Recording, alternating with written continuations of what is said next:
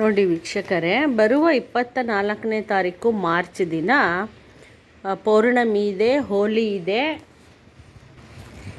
ಇದೆ. ನೀವು ಈ ಒಂದು ಪರಿಕ್ರಮ ಮಾಡಬೇಕು. ನಿಮ್ಮ ಮನೇಲಿ ಏನೇ ದರಿದ್ರತನ ಇದ್ದರೆ ಎಲ್ಲ ಹೊರಟೋಗತ್ತೆ. ಈ ಒಂದು ಕೆಲಸ ಮಾಡೋದ್ರಿಂದ, ನೀವು ಇದೊಂದು ವಿಶೇಷವಾದ ಒಂದು ಪರಿಕ್ರಮ ಮಾಡೋದ್ರಿಂದ ನಿಮ್ಮ ಮನೆಯಲ್ಲಿ ದರಿದ್ರ ಎಲ್ಲ ದೂರ ಹೋಗಿ ನಿಮಗೆ ಒಳ್ಳೆಯದಾಗತ್ತೆ. ಏನು ಮಾಡಬೇಕು ಅಂದರೆ, ನೀವು ಯಾವುದೇ ರೀತಿ ಹಣದ ಕೊರತೆ ಇರೋದಿಲ್ಲ ಇದು ಮನೇಲಿ ನೀವು ಮಾಡೋದ್ರಿಂದ.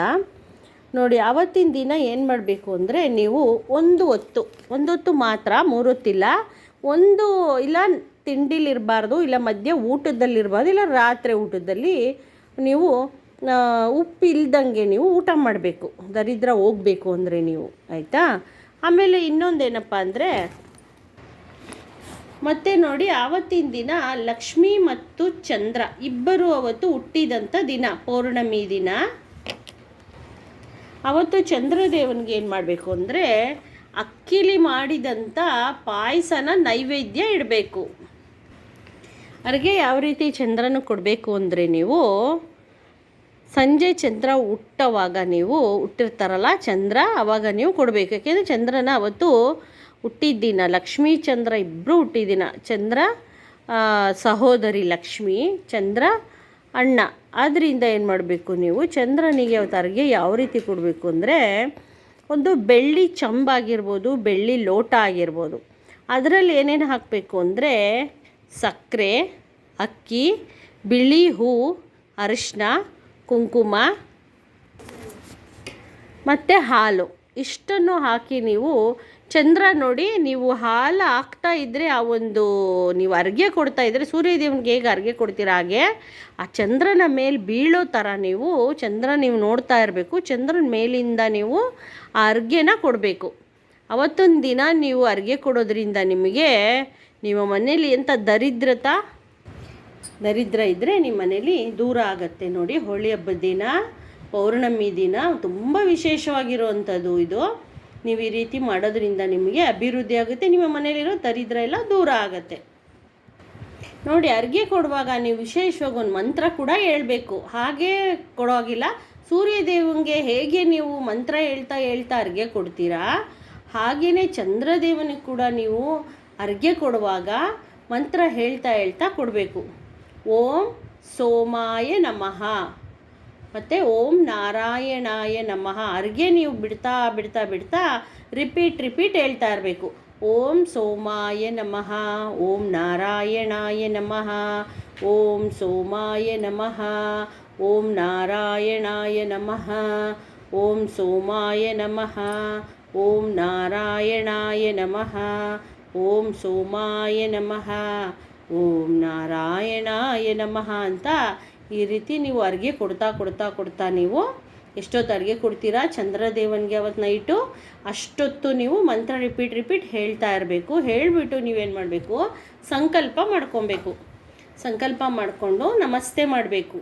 ಅಂದರೆ ಚಂದ್ರದೇವನಿಗೆ ನಮಸ್ಕಾರ ಮಾಡಬೇಕು. ನೀವು ಅವತ್ತು ಸಂಕಲ್ಪ ಮಾಡ್ಕೋಬೇಕು, ನಮ್ಮ ಮನೆಯಲ್ಲಿ ಎಂಥ ದರಿದ್ರ ಇದ್ದರೂ ದೂರ ಮಾಡಪ್ಪ, ನಮ್ಮ ಮಕ್ಕಳಿಗೆ ಅಭಿವೃದ್ಧಿ ಕೊಡು, ನಮಗೆ ಅಭಿವೃದ್ಧಿ ಕೊಡು, ನಮ್ಮ ಗಂಡನಿಗೆ ಎಲ್ಲ ಕೆಲಸದಲ್ಲೂ ಸಕ್ಸಸ್ ಕೊಡಪ್ಪ, ನಮಗೆ ಮಕ್ಕಳಿಗೆ ಚೆನ್ನಾಗಿ ವಿದ್ಯೆ ಬುದ್ಧಿ ಕೊಡಪ್ಪ, ಮನಸ್ಸು ಏಕಾಗ್ರತೆ ಕೊಡು. ಚಂದ್ರದೇವನಿಗೆ ನೀವು ಕೇಳ್ಕೊಬೇಕು, ಒಳ್ಳೆ ಮನಸ್ಸು ಕೊಟ್ಟು ಅವರು ಕಾನ್ಸಂಟ್ರೇಷನ್ ಕೊಟ್ಟು ಓದಂಗೆ ಮಾಡಪ್ಪ ಅಂತ ಕೇಳ್ಕೊಬೇಕು. ನಿಮ್ಮ ಮಕ್ಕಳ ಬಗ್ಗೆ ಮತ್ತು ನಿಮ್ಮ ಗಂಡಂದಿರ ಬಗ್ಗೆನೂ ಅವ್ರ ಮನಸ್ಸಲ್ಲಿ ಒಂದು ಏನು ಅಚೀವ್ ಮಾಡ್ತೀವಿ ಅಂತ ಒಂದು ಅವ್ರಿಗೆ ಇದು ಬರಬೇಕು, ಒಂದು ಅವ್ರಿಗೆ ಕಾನ್ಫಿಡೆನ್ಸ್ ಬರಬೇಕು, ಅವ್ರಿಗೆ ಅಂದರೆ ದೃಢತೆ ಬರಬೇಕು. ನಾನು ಏನು ಕೆಲಸಕ್ಕೆ ಕೈ ಹಾಕಿದ್ರೂ ಅದಾಗಬೇಕು ಅಂತ ಬರಬೇಕು. ಆ ರೀತಿ ಮನಸ್ಸು ಕೊಡಪ್ಪ ಅವ್ರಿಗೆ ಒಳ್ಳೇದು ಮಾಡು ಅಂತ ನೀವು ಈ ರೀತಿ ಸಂಕಲ್ಪ ಇಟ್ಕೊಂಡು ಕೇಳಿ. ಮತ್ತು ಅಕ್ಷತೆನ ಚಂದ್ರದೇವನಿಗೆಲ್ಲ ರೆಡಿ ಮಾಡಿಕೊಂಡು ಅಕ್ಷತೆ ಕೂಡ ನೀವು ಅರ್ಪಣೆ ಮಾಡಬೇಕು. ಮತ್ತು ತುಪ್ಪದಲ್ಲಿ ನೀವು ಆರತಿ ಮಾಡಿ ಚಂದ್ರದೇವನಿಗೆ ಆರತಿ ಮಾಡಿ ಅಕ್ಷತೆ ಹಾಕಬೇಕು. ಮತ್ತು ಬಿಳಿ ಹೂನೇ ಉಪಯೋಗಿಸ್ಬೇಕು ನೀವು ಆ ರಾತ್ರಿ ಚಂದ್ರದೇವನಿಗೆ. ಈ ರೀತಿ ಮಾಡೋದ್ರಿಂದ ನಿಮಗೆ ಎಲ್ಲ ಅಭಿವೃದ್ಧಿ ಆಗುತ್ತೆ, ದರಿದ್ರ ಎಲ್ಲ ಹೋಗುತ್ತೆ. ಏನೇ ದರಿದ್ರತನ ಇದ್ದರೂ ನಿಮ್ಮ ಮನೆಯಲ್ಲಿ ದರಿದ್ರತನ ಎಲ್ಲ ಹೋಗುತ್ತೆ. ಆಮೇಲೆ ನೀವು ಚಂದ್ರದೇವನೆಲ್ಲ ಪೂಜೆ ಮಾಡ್ಕೊಂಡು ಏನು ಮಾಡಬೇಕು, ಲಕ್ಷ್ಮೀ ಮಂತ್ರನ ಹೇಳಬೇಕು. ಓಂ ಶ್ರೀಂ ನಮಃ, ಓಂ ಶ್ರೀಂ ನಮಃ, ಓಂ ಶ್ರೀಂ ನಮಃ, ಓಂ ಶ್ರೀಂ ನಾರಾಯಣಾಯ ನಮಃ.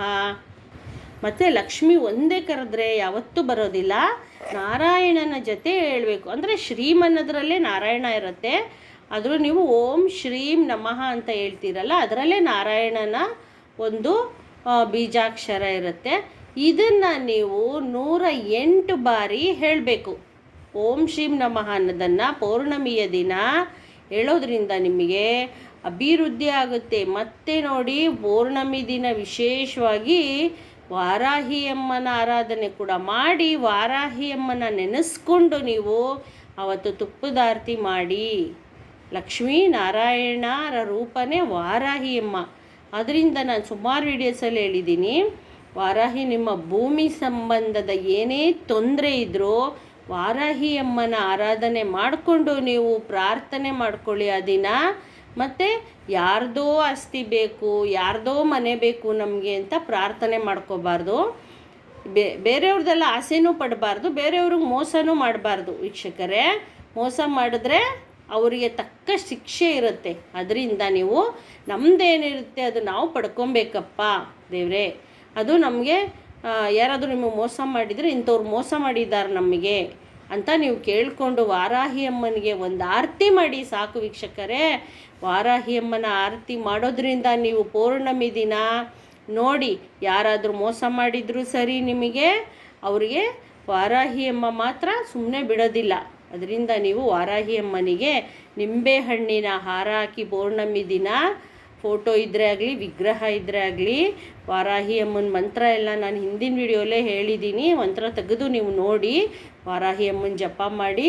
ವಾರಾಹಿಯಮ್ಮನ ನೀವು ನೆನೆಸ್ಕೊಳೋದ್ರಿಂದ ವಾರಾಹಿಯಮ್ಮ ನೀವು ಅಂದ್ಕೊಂಡಿದ್ದನ್ನು ಸಕ್ಸಸ್ ಮಾಡಿಕೊಟ್ಟಿಲ್ಲ ಅಂದರೆ ನೋಡಿ ವೀಕ್ಷಕರೇ, ನೀವು ನನಗೆ ಕಮೆಂಟ್ ಮಾಡಿ ತಿಳಿಸ್ಬೇಕು. ಇಷ್ಟು ದಿನ ವಾರಾಹಿಯಮ್ಮಂದು ಮಂತ್ರ ಜಪ ಪೂಜೆ ಎಲ್ಲ ಮಾಡಿ ಅಂತ ನಾನು ಹೇಳಿದ್ದೆ ನಿಮಗೆ, ಆದರೆ ನನಗೆ ಯಾರೂ ಕಮೆಂಟ್ಸ್ ಮಾಡಿಲ್ಲ ವೀಕ್ಷಕರೇ. ನಾನು ಕಮೆಂಟ್ಸ್ ಮಾಡಿ ತಿಳಿಸಿ ನಿಮ್ಗೆ ಒಳ್ಳೆಯದಾಗಲಿ ಅಂತ ನಾನು ಆ ದೇವರಲ್ಲಿ ಪ್ರಾರ್ಥನೆ ಮಾಡ್ಕೊಳ್ತೀನಿ. ಮತ್ತು ನಿಮಗೆಲ್ಲ ಹೋಳಿ ಹಬ್ಬದ ಶುಭಾಶಯಗಳು. ಎಲ್ಲರಿಗೂ ಒಳ್ಳೆಯದಾಗಲಿ. ಮತ್ತು ನನ್ನ ಚಾನಲ್ನ ಸಬ್ಸ್ಕ್ರೈಬ್ ಮಾಡಿ, ಲೈಕ್ ಮಾಡಿ, ಶೇರ್ ಮಾಡಿ ವೀಕ್ಷಕರೇ, ಸಪೋರ್ಟ್ ಮಾಡಿ. ನೆಕ್ಸ್ಟ್ ವಿಡಿಯೋಲ್ಲಿ ನಾನು ನಿಮಗೆ ಒಳ್ಳೊಳ್ಳೆ ಮಾಹಿತಿಗಳನ್ನ ಕೊಡ್ತೀನಿ ವೀಕ್ಷಕರೇ. ನಮಸ್ತೆ.